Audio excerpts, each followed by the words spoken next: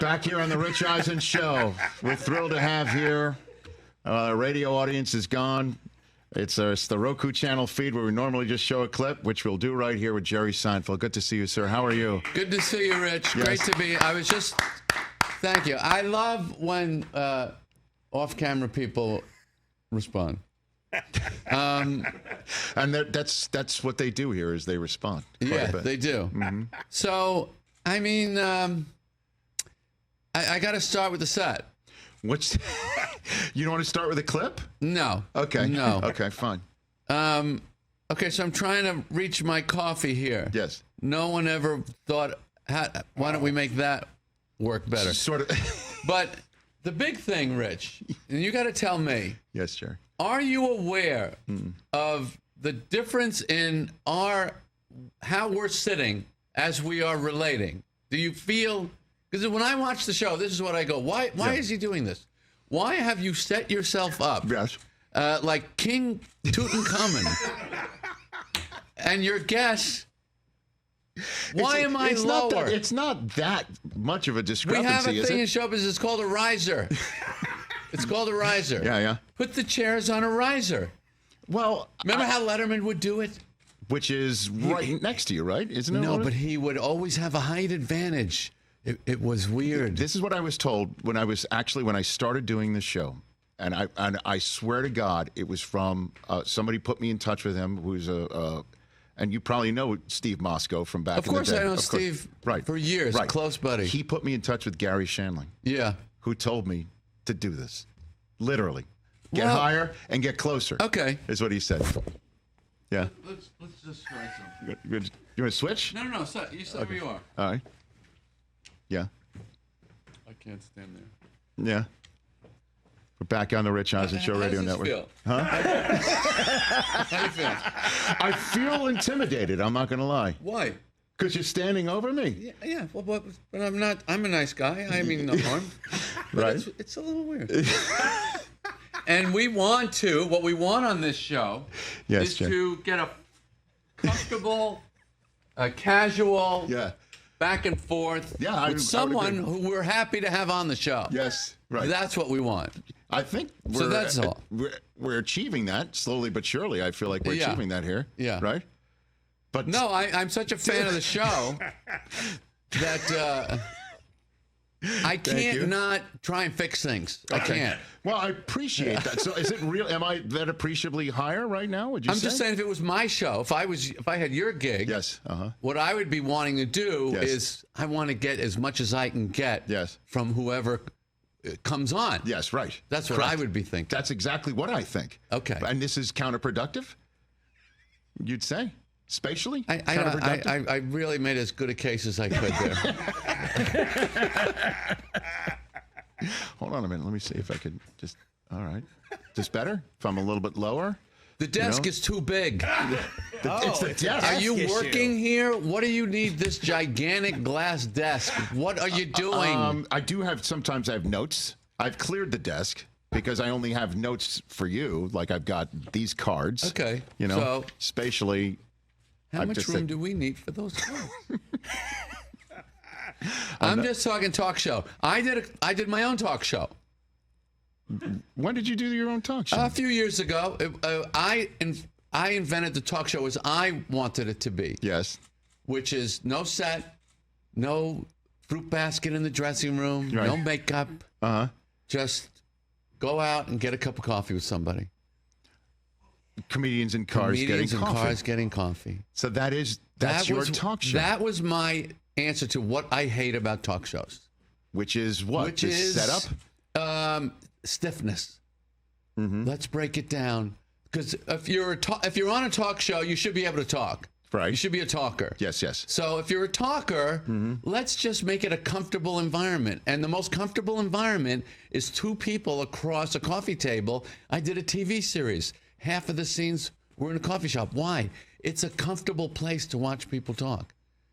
This is the Hudsucker proxy I'm doing here. Where I'm you're Paul Newman in the Hudsucker proxy. So I'm like sending a note through a pneumatic tube to land on your lap. Yeah. So you open it and you answer the question. Yeah. Interesting. I like it. Anyway, that's what comedians do. We criticize everything. When are you going to do more of those? I'm Are you not. done? I haven't got done? any plans. I did 80 something of them. 80. That's a lot. It was a lot. I love doing it.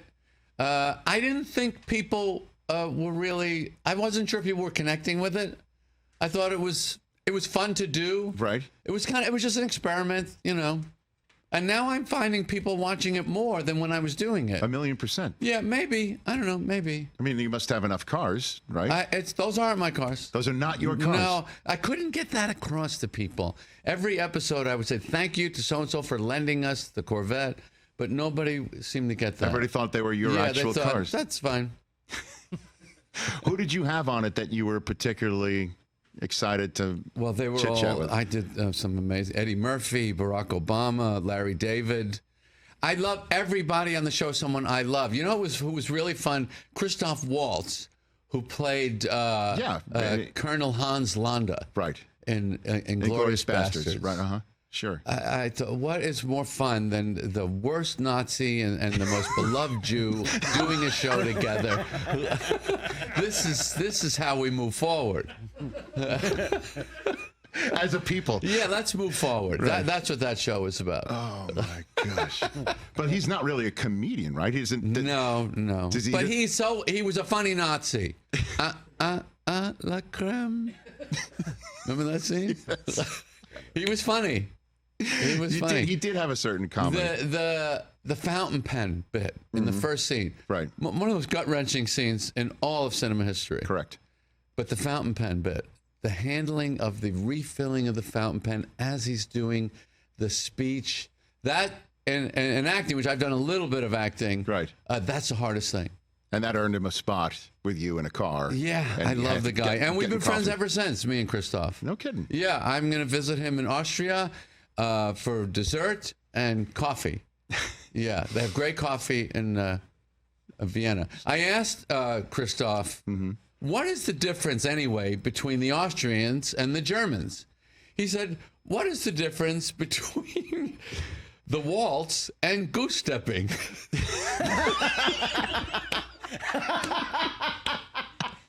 I mean, come on, Rich. That's a good line. Oh my gosh, that is funny. Jerry Seinfeld here on the Rich Eisen Show. What made you? Last chance to watch this set. It'll be different on the next episode. That'll be great. Yeah. That'll be great. What made you create a movie about the race to create the Pop Tart? Well, Jerry. In your nice promo you did for us in last night's show, Yes. or whenever this is on, Yes. you talked about, you were wondering if it really happened, if there really was a race between Post and Kellogg, and there was. The one true element, there's a couple true elements in the show. One is Post really did invent it first. Yes. Kellogg's did hear about it right before it was about to hit the shelves and raced to come out with the same thing or a better thing at the same time. Yes. So that really did happen. And Post really did, the box in the movie is the real box that Post came out with, the country square with this lame granny doily look. And Kellogg's came up with the Pop Tart, And which thus, they stole from Andy Warhol, who had just invented pop art. that's really it. That is true. There was no gunplay like we have. So we take comedic liberty from there. Right. But those are the two elements that are true. That are absolutely, in fact, happen, and then you just extrapolate from. We just the found rest it of so funny. Gigantic cereal companies in a little town in Michigan. Yes, Battle Creek. You could just see comedically. That's a good place to start. Right, and then you put Hugh Grant in a Tony the Tiger outfit and let it all roll. Pretty much after that. You're off to the races. That's particularly funny in this, and just the number of comedians that you have and the number of cameos that there are in this. It just was one after another I know, after it was another. amazing. It was fun. For a long time, we didn't have anybody. What do you mean? For a long time, it was me and Gaffigan, and we had a room where we were casting the project. Yeah. And it was a 3x5 card with each character's name. It was like 30 characters, and there was nothing under any of them. It was just me and Gaffigan, and the time is clicking down. 6 weeks to shooting, 4 weeks to shooting. And I didn't have anybody. And I don't know. Then Hugh Grant said, I want to be Tony the Tiger. And the next thing I knew, everybody else wanted to be in the movie. He was the dam breaking. I pretty think much. he was, yeah. Yeah, he plays a British actor who is looking for his Shakespearean breakout moment from inside a Thurl Ravenscroft. Oh my gosh! I also noticed the name Rick Ludwin in there. He was the guy who helped create Seinfeld. Did he? Where he put he greenlit it for NBC. Rick was the only person at NBC that saw the pilot and thought the show wasn't bad. Everybody else did not like it. What do you mean? Seriously? You walked in there and was it truly a pitch about a show about nothing when you actually pitched it? No, never. What was the original pitch like? The original pitch was how a comedian gets his material, which Larry and I knew we were lying when we said it, because nobody wants to see that. It's not interesting. But it sounds good to a network executive. Right. So they gave us the pilot. They didn't like the pilot. And then Rick Ludwin said, you know what? I think this show isn't that bad. Everyone disliked it. And Rick Ludwin said, I'm going to take some money from Saturday Night Wrestling. In those days, professional wrestling replaced Saturday Night Live once a month. And he took the money from one of those, and it was enough money for us to make 4 episodes. We made 4 episodes. They still didn't like it. And then Fox said, we want the show. And then NBC said, okay, we'll make a few more. They still wouldn't order it. They just didn't like it. So which episode turned the tide? Was there one in particular that turned the tide? Do you think? No. But when they put it after Cheers, we got ratings. And then they put us on Wednesday night. We went in the toilet again. We had it was 4 years of struggle, which, we didn't really care. We were just having fun doing the show. When did you meet Larry David for the first time? I met Larry David probably 1975. He was a comic. I was just starting. And you were doing a set together? Is that what it was? Or, sure. Well, comedians do shows. Yeah, we go to clubs and do shows on stage. See, you threw me off by making me lower my seat, Jerry. It's not the seat. The whole thing has to go. The whole thing? The whole thing, the desk has to go. The seat can't has to go. Here's the other thing you can't do. Yes. And we know this from Shark Tank. Yes. When you have a hit, as you have, thank you, and sir. deserve. Yes. And it will be a long-running staple. You're going to have a great life because you're great on TV. You're great at everything. Sports. You're the sports comforter. Was that on the air when I was saying that? It was not. Okay, you're the sports comforter. You make us feel good. Just being with you feels good. Okay, thank you. And I watch the show. But once you have a hit in show business, here's what we do. Okay. Nothing. We do nothing. Shark Tank. You ever see them change that set? Not at all. Never touch it. Don't touch it. Because in show business, we don't really know why people like anything. So when they do like something, don't touch it. Don't touch it. I have jokes in my set. I have no idea what they're laughing at. I don't touch them. Because... whatever they like. If you like it, that's why I'm going to do it. Sure. Okay. I do a line in my set. It's one of the most interesting lines to me. You want to get into some comedy stuff Please. here? Always. So I have like all my regular stuff, and then a big part of my set now is the wife and kids, as every comedian must do. And I talk about having kids. I go, I was there at the birth of all 3 of my kids. Obviously, one of the most dramatic moments. It always gets that. It's just... I'm standing in front of 3,000 people. 4 of them will react every night. That's it. 2,996 do not. But that laugh, which is the exact percentage. So what do we got here? About 7 people? Like 10. There was 1 out of 10. Okay, so I got a C- laugh from one guy. It's the exact same percentage. Congratulations, TJ. Yeah. You're the guy. Now that, to me, as a comedy scientist I am, fascinating. So you don't touch it, or you... Why would I touch that? I just do it. First of all, it's getting me to where I want to go. I want to talk about having kids. Yes. But that's my first line. I was there for the birth of all 3 of my kids. Obviously, one of the most dramatic moments. And it gets that tiny little ripple. It's the person who doesn't have a kid who's laughing. He doesn't have a kid. It doesn't matter. Yeah. I don't know what it is, but we don't touch lines that work. We don't change sets that work. I would put a riser under these two chairs. Put the riser under the chairs. That's it. But don't touch anything. Make You the can't. desk smaller. Make the desk smaller. You can't. You can't. Okay. You got to hit show here, Rich. You got to hit show. Just leave it. You got to Don't leave touch it. it. Unfortunately, everything I have said you have to disregard, except for the riser. These are club chairs. This is for you and me to have a cigar later. Okay. Do you smoke cigars? I don't. Let's start. Okay. We have a few minutes. You would be a great guy. Wouldn't he be a great guy to have a cigar with? Oh, the greatest. But when you just start though, you can get sick from it, right? Don't you have a problem with it? Oh. I mean, think. Oh. I mean, Yeah, last thing I want to do is like just do the wrong thing, inhale, and then dry heave in front of you, don't Jerry. inhale. I don't want to do that sort of thing. No. You'd have to give me a quick primer on it. I can. Okay, very good. Jerry Seinfeld here on the Rich Eisen Show. The Rich Eisen Show. All right. God, would you ever have thought? No. When you first sat down on ESPN Sports Center, sitting there, who were you across from? Oberman? No, Stuart Scott mostly. Oh, Stuart Scott. It was You guys were great. We had a blast, man. The greatest. Greatest. We had a blast, and it was on after Dan and Keith. So Dan and Keith would do the 11 o'clock, and then we would do the 2 a.m. in the middle of the night, and I was having the time of my life. Yeah, and you had the little wisp. Oh, yeah. Don't we miss the wisp? Oh, we missed the wisp. We missed the wisp. Jerry. All right, Eisen fans, Eisen Nation. Oh God, misses the wisp. We missed the wisp. There, you're not lying about that. Yeah. Sir. No, there are times when I look at my kids and I'm like, let's hang on for that. Or I'm having a haircut and somebody goes. Speaking of, don't touch it. Yeah. They're like, let me get that one in the front. I'm like, no. We do not. That's the front lines. We don't purposefully attack our own in the front lines. No, leave it. So. And when Larry David is on this show, Yes. my God, it's the greatest show. I said to Larry I think he did you when he was doing the run for the last curb, right? Yes. He was here And I just a said month to ago. Larry, and isn't it so obvious?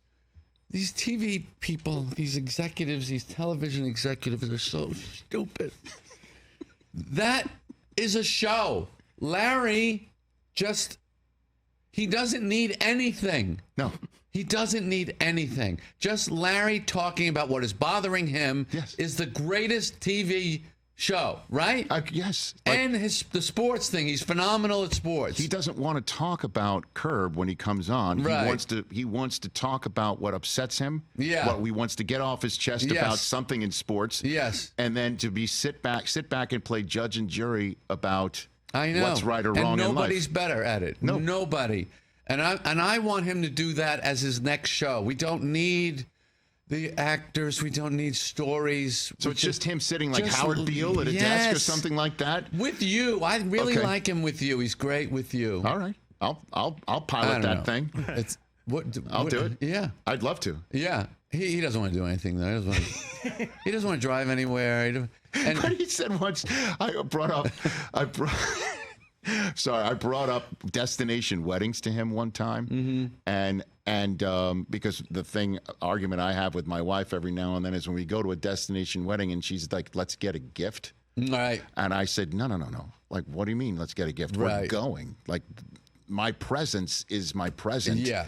Of going, and no, we've got to get one on top of it. His response was he would just don't even go when you're getting invited. That's a beach ball on a tee to Larry David. It was, forget it. Especially when they asked him what's the distance from his house that he would consider a destination when he said an hour and a half by car. You don't even go. Yeah. Don't even go. Aren't you the same way? Of course. Right? People think Larry and I are like yin and yang. We're identical. I just seem different. We seem like we're different types, but we're not. But are you the same way about reclining in a chair in an airplane? We're the same about everything. What, you have a problem with somebody reclining a chair into you in an airplane? Oh, yeah. Okay. Yeah. Thank you. Do. All right. Let me see if I can run through some of these things. I have right a now. problem with this thing being here. That my hand, when I go to the cup, I have to negotiate So it would be this. It would be better if it comes. Johnny Carson never had this on the Tonight Show. What the hell is this? Well, we're simulcast on the radio, so this is a radio mic. We can't just love you. It doesn't sound great.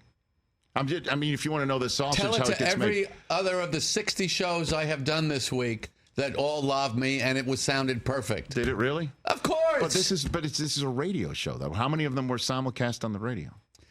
I don't even know what that means. And I'm exhausted. Oh my gosh. Jerry Seinfeld here on the program. All right, I have a couple questions for you from your back in your day with Seinfeld, if you don't mind. Okay, sure. The Keith Hernandez episode. Oh, yeah. How was that born? How did that get born? Well, the idea was who would be the ultimate catch for me that we could do this story of Jerry trying to seduce, for lack of a better word, or inculcate. Yes. Maybe that's not a good word for a sports simulcast show. Please drop it. Go for it. Inculcate. What word would you pick? Me wanting to be with someone I idolize or heroize or Yes. something. Yes. And for me, you know, being a Mets fan as you are, Keith in 1990, we were only a few years removed from 86, and Right. Keith was my idol. He was my hero. And so, You know, I loved the way he would captain the infield, you know. He was such a great team captain, wasn't he? Wasn't he the what he a was- captain's supposed to be? yeah, I mean, you had Gary Carter behind home plate. Yeah, yeah, And then, of yeah. course, you had the pitching staff. But Yeah. Keith Hernandez coming from the Cardinals has really helped, along with Carter from the Expos, kind of put it all together. Beautiful. Yeah, put You it know? together, yeah. Exactly. So you reached out to him and Yeah. you pitched him and he was fine with it? And I just- don't remember. I remember we suggested him, oh, he's handsome. And we sent him the script and he said yes. He, of course, had no idea what he was saying yes to. None. And that was the only day on the series that I worked on the series that before I drove in my closet, I changed my shirt twice. Wow. Thinking, no, pink, not pink. No, blue, no. I don't. Just to It make was like sure. a big date. I was so excited to meet him. So it was true to form. The script and, Yes, the, and it the was plot was true. true to It form. was true, You would have yes. helped him move if he had asked. Yes. Okay. Yeah. He was my man crush. That's what they call it, right? Yes. Yeah. That's what they call it. Yeah, For yeah. sure. And so. And I still love the guy, by the way. Absolutely love Well, the guy. he's amazing on the broadcast. Oh, That's one of the amazing, best yeah. local broadcasts, if for lack of a better phrase, with Gary Cohen and him and Ron Darling. They're fantastic. Yeah, here's a question for you that a Yes. Mets fan said to me the other day. Yes. Would you trade that booth for a World Series? And he said, absolutely not. Oh. Absolutely not. Because that's 3 hours of entertainment nightly for Yes. me. Yes.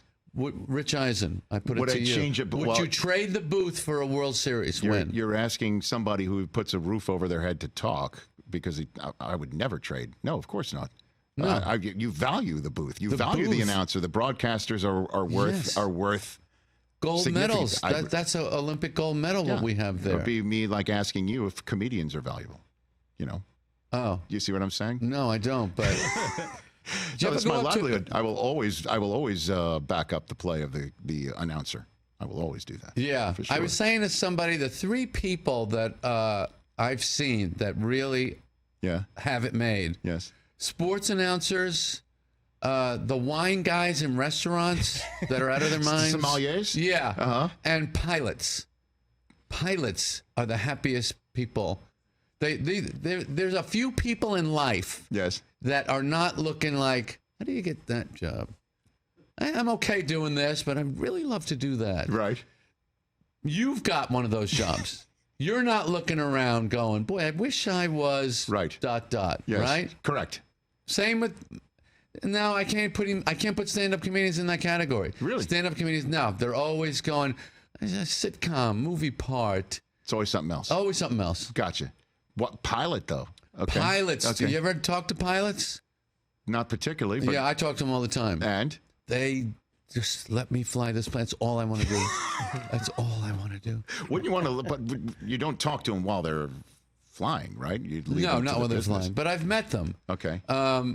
You're talking to one of the very few stand-up comedians that never wanted ever to do anything else. Everything else I've done, including this movie, which was a lot of fun to do, Yes. I didn't want to do it. Not even your sitcom, but one of the greatest No. sitcoms of all time. Oh, thank you, Rich. It's the truth, Oh, Jerry. that's nice. It's the truth. Didn't want to do it. Larry didn't either. You could have done. Come on. I'm telling you. Come on. I mean, people No. walk. Jerry, you know that people walk around and use lines, even when I have a pretzel and they're making me thirsty. I know. mean, I am. you know, I mean, seriously. It has made my life a dream. Mm-hmm. But I didn't want to do it. I don't know why I worked so hard to do it. 180 episodes, pushing, right? Yeah, pushing NBC to please give us a chance. I don't know. It seemed like the right thing to do, but being a stand-up comic is really fun. I would find that tougher. I did stand-up comedy in college. Really? Yes. For 4 years, I did it, and it's 4 years. Yes, I did. You know, once a With month. the Wisp. With the Wisp. The Wisp was funny. I was funnier with the Wisp. And tell me what happened. I don't know. It's the toughest thing I've ever had to do. I did it in the student union, so I would pack the house, so I knew that the crowd was friendly. A couple times I actually went on the road to see what it would be like. It was the toughest thing I ever had to do. It was in front of 20 people. I was paid a hamburger, and most of the comedians afterwards were like, "Are you going to use that?" Meaning the joke that I just used. If I'm not going to use it anymore. Yeah. And it just struck me as kind of cutthroat, and I don't know if I was cut out for it, to be straight up. Cutthroat isn't the right word. I would call it animalistic. It is an animalistic existence. What's the difference? Cutthroat is someone else sabotaging you. Okay. Animalistic means you have to be Creteness. You have to be a ground dweller. You have to be a, you know that thing they do in the army with the wires and you crawl under it? Sure, yeah. If you're doing that and going, this is kind of fun, you could do stand-up comedy. If you think this is kind of fun crawling under these wires, Right. that you That's have to about it. have that gear of, I still like I did a show recently in a town I'm not going to name, and I wasn't good. I was struggling. Right. I just knew this is not working tonight. It's just okay. I'm getting like decent laughs, and they're paying a lot of money, and I'm not destroying them. And I was sweating, and I feel that bead going down the middle of my spine. You don't feel that when you do a sitcom or a talk show. You feel that when you're doing an hour and 20 minutes of stand-up in a small town. And you like that? I like that. I like that. And I turn around and I take a sip of water. Did you ever see Lenny with Lenny Bruce? No, but I know who you're talking about. Obviously. Yeah, it's a Dustin Hoffman movie from the early 70s. And the top of the movie is he's playing a strip club. And he's got the tux on and he's bombing. And he turns around to the band. He's getting a sip of water and he just says to the band, "It's granite out there." That's and it. When I saw that when I was 18, I said, that's the life I want. Damn, Jerry. Yeah. Okay. So that's how you got to be built to survive the early years of stand-up. You have to be armadillo-ish. I have a couple curve questions for you, if you don't mind.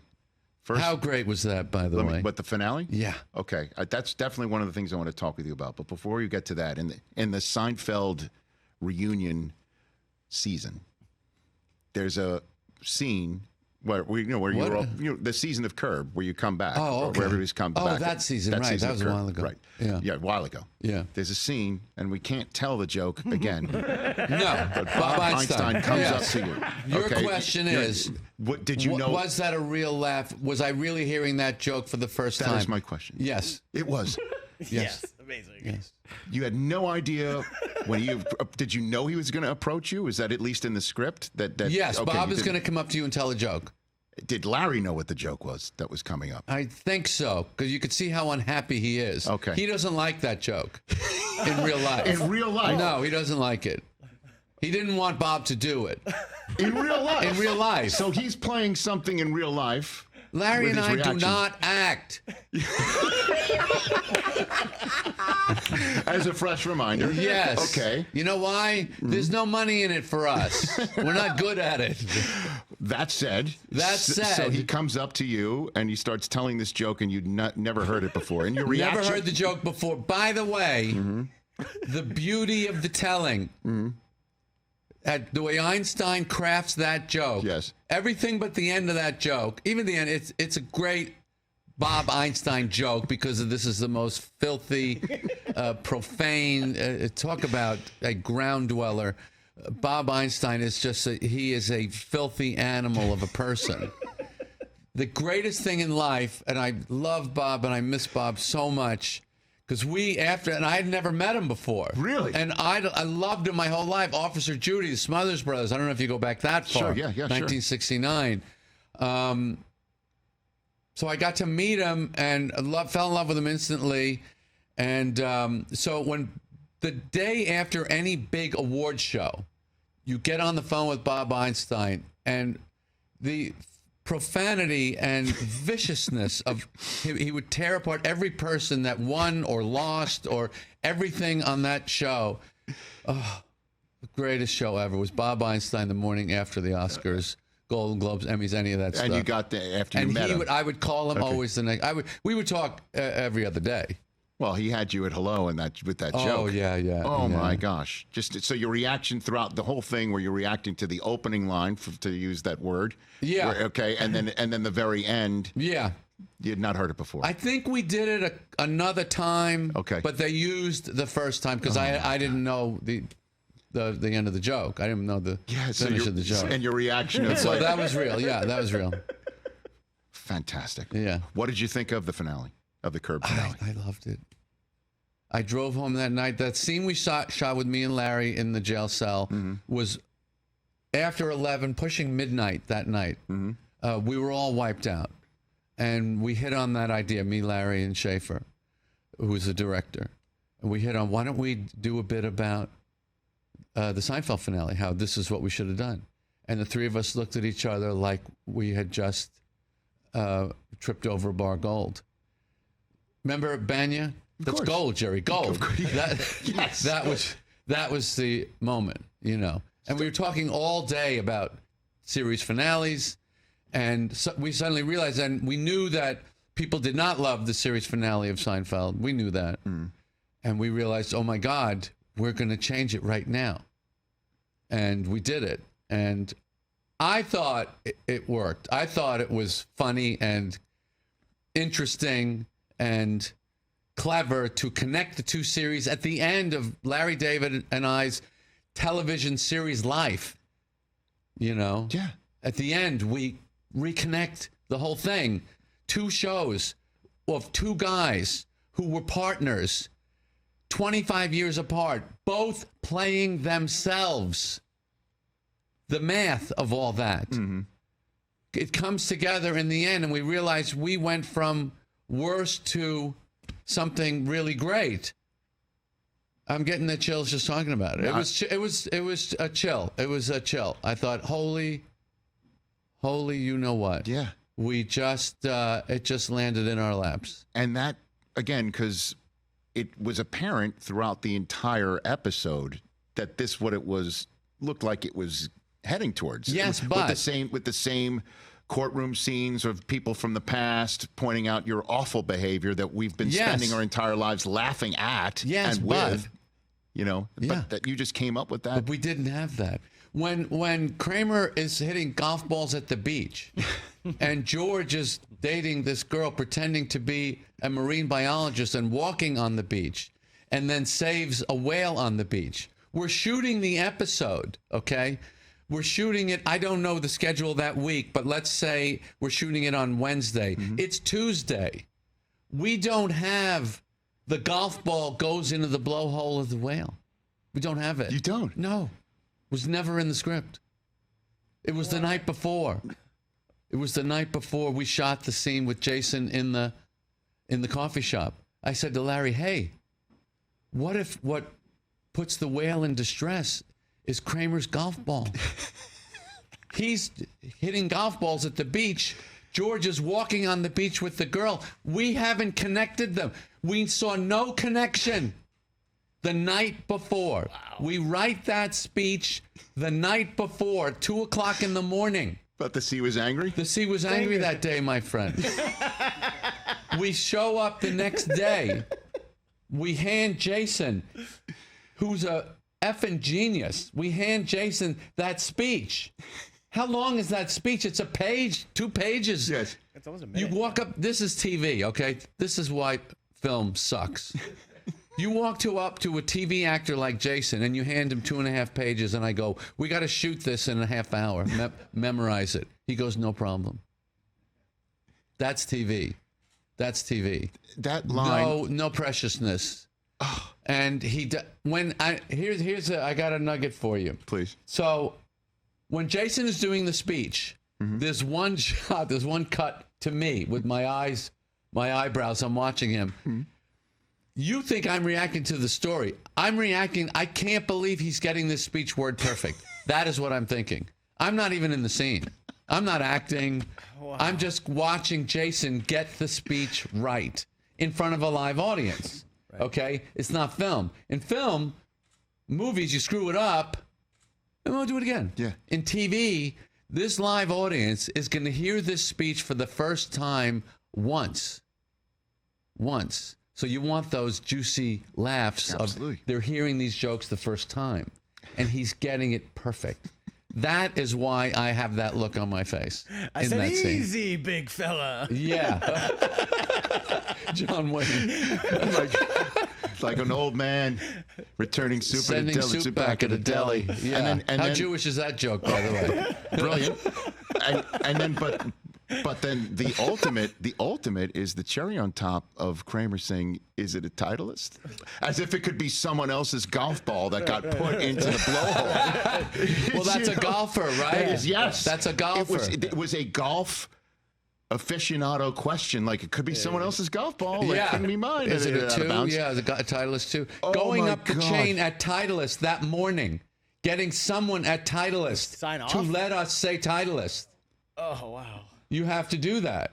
I did not do that in Unfrosted, by the way. There was no call to Kellogg's. No, let's go to court. I want to be on the stand on Pop Tart charges. Dude, there's a lot of exhibits to be had in this movie, that's for sure. But you got some good stuff here. There's a couple things I've never said publicly before. Fantastic. Yeah, there's good stuff. Well, I appreciate that. But yeah, the Titleist thing, we were biting our nails. Is Titleist? It has to be Titleist. It's the funny golf ball. Yes. It has to be. Yeah, no other brand No is as other funny brand as is going to Titleist. work. Yeah. Right? That's like the Sunshine Boys, like words that they're funny with K's in it, Yeah, right? Like, yeah. I know there's no Yeah. K in Titleist, but there's certain words that are funnier. Titleist is funnier Yeah, than, and say, then the call Callaway or comes whatever. in. Titleist is cool. Titleist is cool. Off And you Larry go. and I are just like, yes. Another line as well. I mean, I could go on for days here. A few minutes we have left with Jerry Seinfeld here. Another button line that's as genius button line as I've ever heard is you delivering in "You Want to Be My Latex Salesman" at the end of the where the Vandalay Industries. You don't remember this part? Well, of course I remember it, but I'm going to ask you, do you like that better than I can't be with someone if I don't respect what they do? And I say to the woman, you're a cashier. Does that beat you're a cashier? I'm telling you, you're a cashier got me that series. You think so? Yeah, that line. That line. The Right. crush on that laugh was so big. And, by the way, speaking of old Jewish stuff, what the hell is a cashier? Yeah, right, even in '89, that word was over. But we do. That's, again, K-Sound. We're not saying check out. We're not saying you work in sales. Right, cashier. No. You're a cashier. Oh, One I find funny that- word with a K start. Yes. That's it. comedy touch. That goes over the goal line. That's like the Sunshine Boys, Yeah. which is a movie you have to see, Chris. I'm Yeah. sure I haven't seen it. But see, you want to be my latex salesman. He's got his pants down. He's running out for the bathroom. I like Say it. Vandalay Industries. Say Vandalay Industries like because it. it's his gambit of trying to. I don't love the line as don't? much as door opens punchline. Right. Door opens punchline is that's a comedy heaven. Right. Every comedian dreams of doing that in their life once. Right. I want to swing a door open and drop a line that's a punchline. The line is a good line. Okay. It's not my favorite. So then, what is your favorite? Do you have one? Oh. Clearly, you thought Wow, one. you got me there. What is my favorite line I ever delivered on this TV series? Or what? Yeah, that you ever delivered on the TV series. I do think you're a cashier. I felt like a halfback when you make the edge, and now I'm going upfield. Okay. That's it. And that was one of the first or second episodes, and I was very uncomfortable acting. We were uncomfortable doing everything. We didn't know what we were doing. Larry and I learned to write stories, dialogue, scenes, act breaks, the whole racket. We didn't know anything.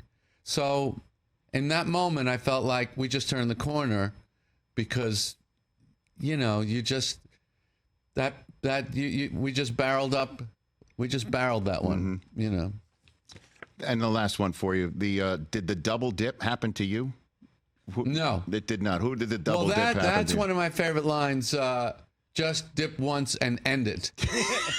That's a great line. That's a great line. Just dip once and end it. The way you delivered it, too. Is, Yeah, that guy was great. Why is that line funny? Okay. Rich Eisen wants to know. It ends a little sooner than you think it will. Because Just you just dip once and don't dip again. That's Right. what you think is coming. Right. But it ends sooner than that. So that's where you get. That's how you get a laugh there. So that did not happen to you, the double dip. No. Was there I don't know whose story anything that was. anything that did happen to you specifically that you put into this show that stands could out? I- The car reservation, did that happen to you personally? Maybe. Were you- I don't know. You know how to take the reservation, but you don't know how to keep it. Yeah. And that's the most important part, Jerry. Yeah, this was the funny. I watched that the other day. I was thinking, people love this thing. Why do they like it? Because you're just Anybody can I think take a reservation. it was two pens. That's why it was funny, right? This is what I like to do. Why is that funny? Because it's the guy's taking reservations with 2 pens and pads in different locations. So he's really not paying any attention at all. fantastic. But, Oh my yeah. gosh. All right, so we're going to show a clip after you leave, unless you want to stick around for another couple minutes here. You know what my favorite line to do on the show was? Well, hold on a second. Hold on to that. Would you? That's, by the way, that's what we call a break. That's a good tease, right? Yeah, we'll be Okay. right back to finish up the show with Jerry Seinfeld. Don't All go right. anywhere. Back here on the Roku channel with Jerry Seinfeld. Unfrosted is available for streaming starting tomorrow only on Netflix. You can watch it right here on Roku. Let's take a look. I believe this is Jack McBrayer toasting the first, I guess one would say, prototype. The prototype? We created a successful Pop Tart prototype. Okay.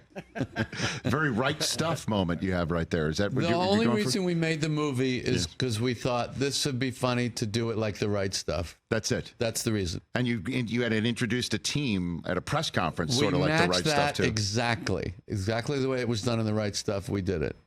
And the guy Schwinn had invented with the bicycle. Schwinn had nothing to do with the Pop Tart. Nothing. Great. Okay, you just decided. No to one throw on that panel had anything to do with anything. I love it. You kind of look at me like I'm crazy. I have no idea what's real or not. We make it seem very real, Jerry. I'll be honest with you. You really think? I honestly had no idea. I know. Now you're looking at me less than. I understand.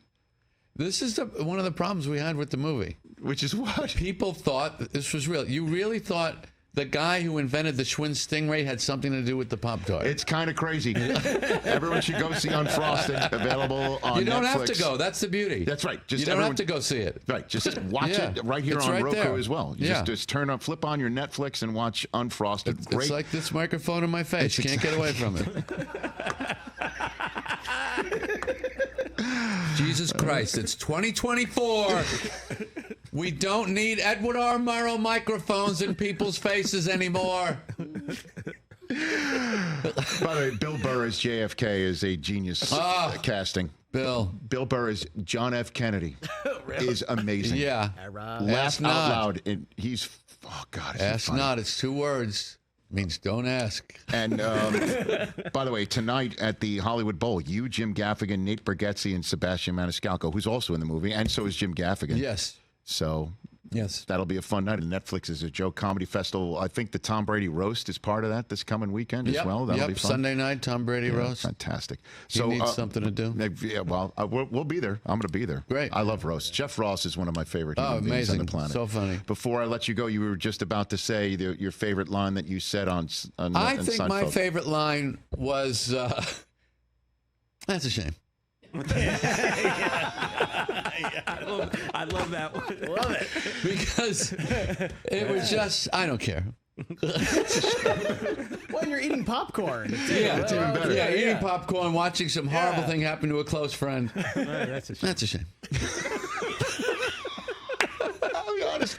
I send that to people All day. all day. As a Really? Michigan fan, whenever Ohio State loses, I will text, honestly, I send that meme to so many people. Oh, that's funny. So the fact That's that you funny. say this, and when did the idea of eating the popcorn come in? Because that adds to the nonchalantness of not caring. The condescension, Yes. the disassociation, lack of empathy. It's all what says lack of empathy more than popcorn?